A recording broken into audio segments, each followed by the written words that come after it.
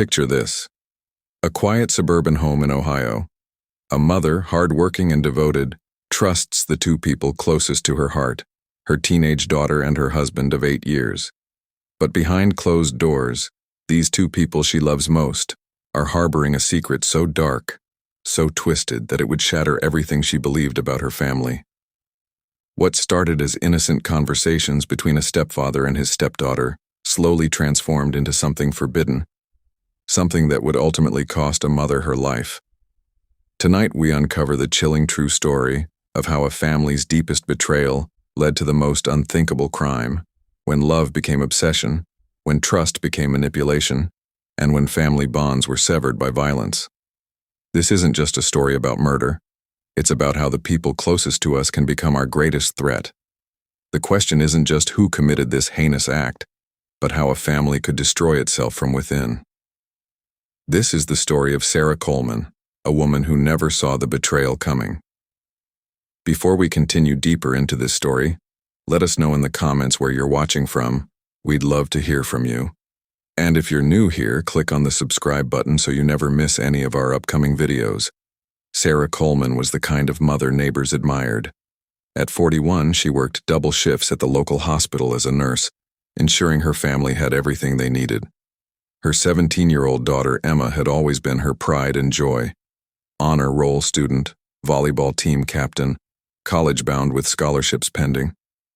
When Sarah married Michael 8 years ago, it seemed like the perfect blending of families.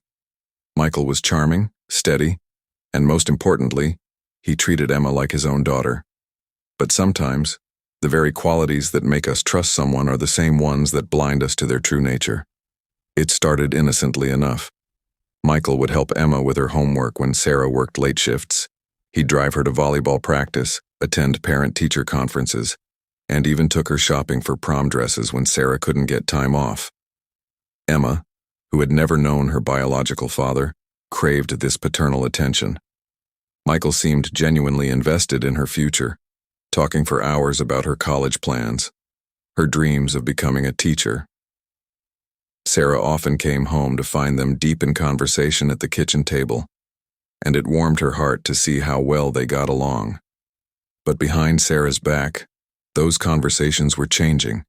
Michael began commenting on how mature Emma was for her age, how different she was from other teenagers. He'd compliment her appearance, telling her she was becoming a beautiful young woman.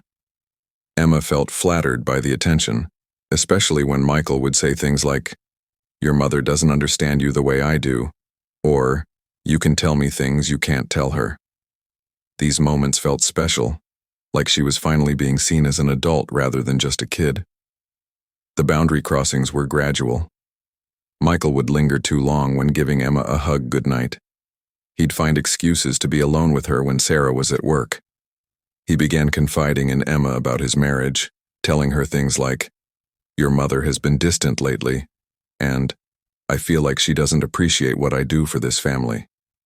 Emma found herself becoming his confidant, feeling important and needed in a way she'd never experienced before.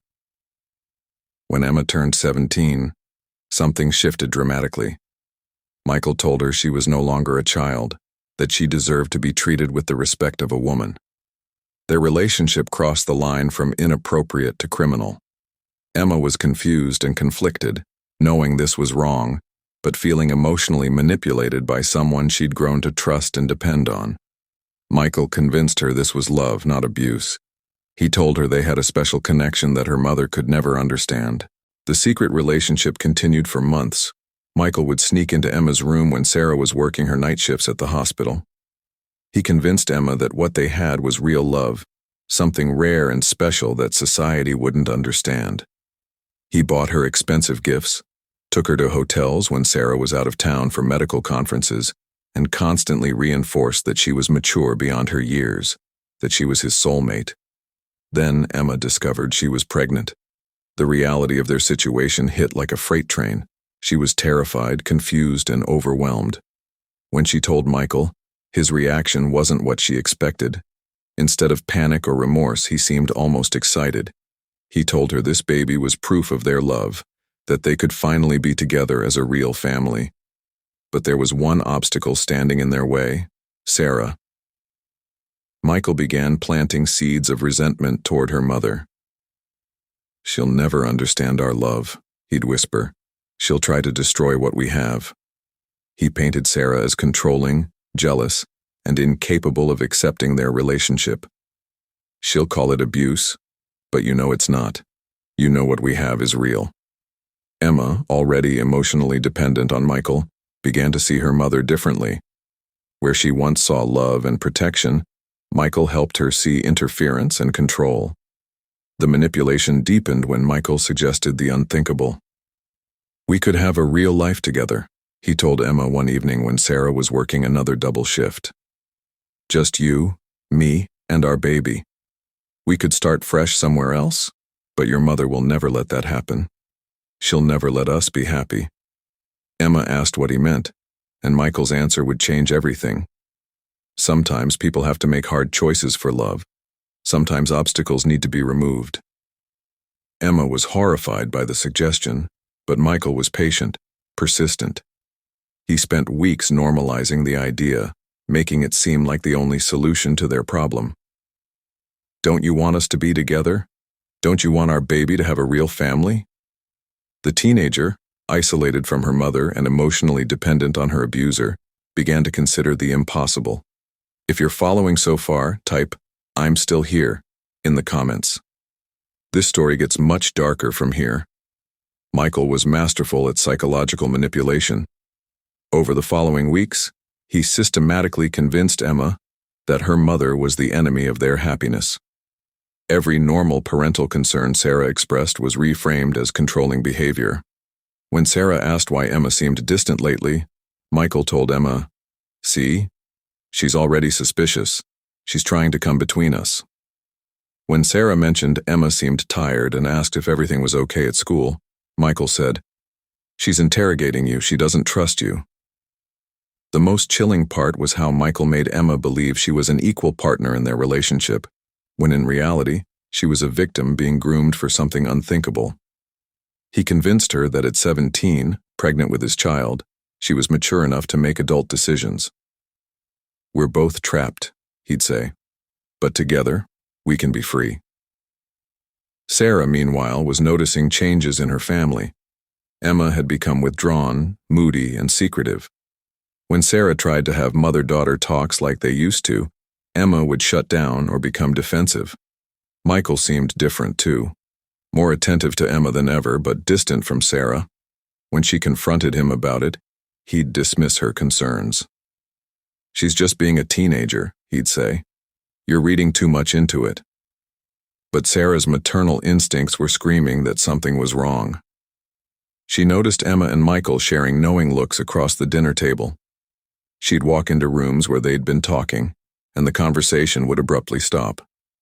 Michael had started taking Emma to doctor's appointments she never asked him to attend, claiming he was just being a supportive stepdad. When Sarah questioned why Emma needed so many medical visits lately, both Michael and Emma became evasive. The planning began in earnest after Emma missed her second period.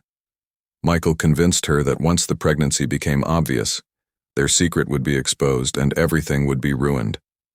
"Your mother will destroy us," he told her repeatedly. "She'll have me arrested. She'll force you to give up our baby. She'll ruin both our lives because she's jealous of what we have." Emma was drowning in confusion, hormones, and manipulation. The 17-year-old brain, still developing, was no match for an experienced adult manipulator. Michael painted a picture of their future together. They'd move to another state, start fresh, raise their child as a normal family. "But your mother will never stop hunting us down," he said. "She'll use the law against us. She'll paint our love as something dirty." The plan was methodical and cold. Michael told Emma they had to stage it carefully to avoid suspicion. "It has to look like an accident or a burglary gone wrong," he explained, as if he were helping her with homework rather than planning murder. He researched Sarah's work schedule, noting when she'd be alone in the house. He identified the best entry points, the neighbors' routines, even the response time of local police. Michael's manipulation reached its peak when he convinced Emma that she'd be the one to actually commit the murder. "If I do it, They'll investigate me immediately, he reasoned. Husbands are always the first suspects. But if you do it, they'll never suspect a daughter. Plus, you have the most to gain from being free of her control. The logic was twisted, but to a 17-year-old girl who'd been psychologically abused for months, it made sense. Emma found herself trapped between loyalty to her mother and what she believed was love for Michael. She'd lie awake at night, staring at the ceiling, thinking about the mother who had sacrificed everything for her, who worked double shifts to pay for her college dreams. But then Michael would whisper in her ear about their future, about their baby, about how Sarah was standing in the way of their happiness. The internal conflict was tearing Emma apart. She'd written and deleted dozens of text messages trying to tell someone, anyone, what was happening. But Michael had isolated her so completely that she felt like he was her only ally. He'd convinced her that even if she told the truth now, no one would believe her. "They'll say you seduced me," he told her. "They'll blame you for everything. You'll go to prison, and our baby will grow up without either parent." On the night they chose, Sarah was scheduled to work a rare day shift the next morning, meaning she'd be home alone that evening. Michael made sure he had an alibi. He'd be at his weekly poker game with friends, well documented and witnessed. Emma would wait until Sarah was asleep, then strike. They went over the plan obsessively.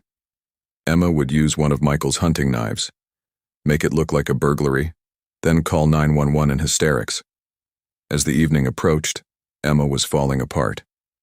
Her hands shook as she tried to eat dinner with her mother, knowing it might be their last meal together. Sarah noticed her daughter's distress and kept asking if she was feeling well. "You look pale, honey. Are you coming down with something?" The genuine concern in her mother's voice almost broke Emma's resolve. After dinner, Sarah settled into her favorite spot on the living room couch to catch up on her medical journals. She was wearing the fuzzy slippers Emma had given her for Mother's Day, and she had a cup of chamomile tea steaming on the coffee table beside her. This was Sarah's routine on quiet evenings, a few hours of professional reading before bed. She looked so peaceful, so trusting, so completely unaware that her own daughter was planning to end her life. Michael texted Emma from his poker game. "Remember, we're doing this for our future, for our baby. I love you." Emma stared at the message, her heart pounding so hard she thought her mother might hear it from across the room. She looked at Sarah, absorbed in her reading, and for a moment the full weight of what she was about to do hit her. This woman had given her life, raised her alone for 9 years, worked herself to exhaustion to provide for her.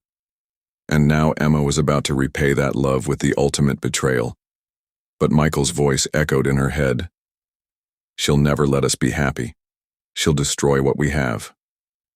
At 17, pregnant, and psychologically shattered, Emma made the choice that would haunt her forever. What would you do if you were in the mother's shoes? Could you ever imagine your own child being capable of such betrayal? Drop your thoughts in the comments.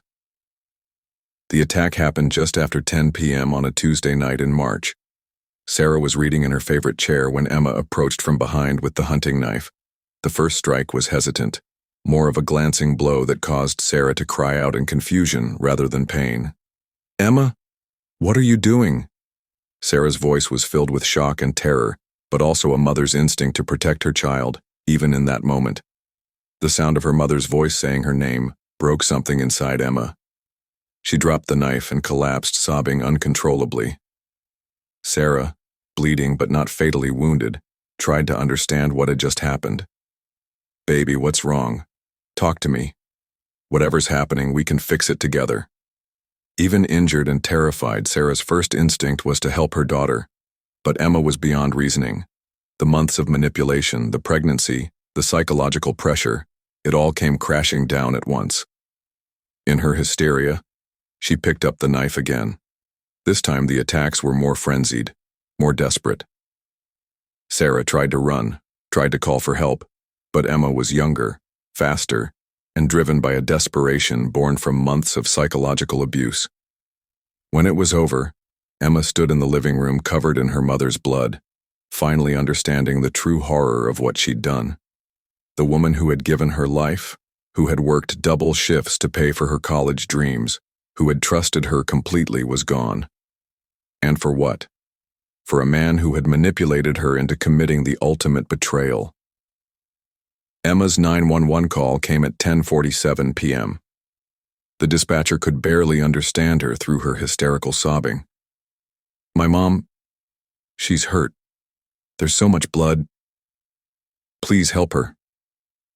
When paramedics arrived, they found Sarah Coleman dead from multiple stab wounds.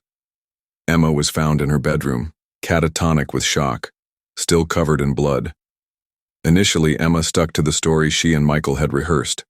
She claimed a burglar had broken in, killed her mother, and fled when she screamed. Michael played his part perfectly, arriving home from his poker game to find police cars in his driveway. His grief seemed genuine, his confusion convincing. For a few hours it looked like they might actually get away with it. But investigators immediately noticed inconsistencies. There was no sign of forced entry. Nothing valuable was missing from the house. The attack seemed personal rather than random. The excessive number of stab wounds suggested rage, not a burglary gone wrong. Most damning of all, Emma had no defensive wounds despite claiming she'd fought off an intruder. Detective Maria Santos, a 20-year veteran of the police force, had seen cases like this before. Something about the family dynamic felt wrong. She noticed how Michael seemed more concerned with comforting Emma than grieving his wife. She observed how Emma flinched when Michael touched her, how their interactions seemed more intimate than appropriate for a stepfather and daughter. The breakthrough came when Detective Santos interviewed Emma separately from Michael for the second time.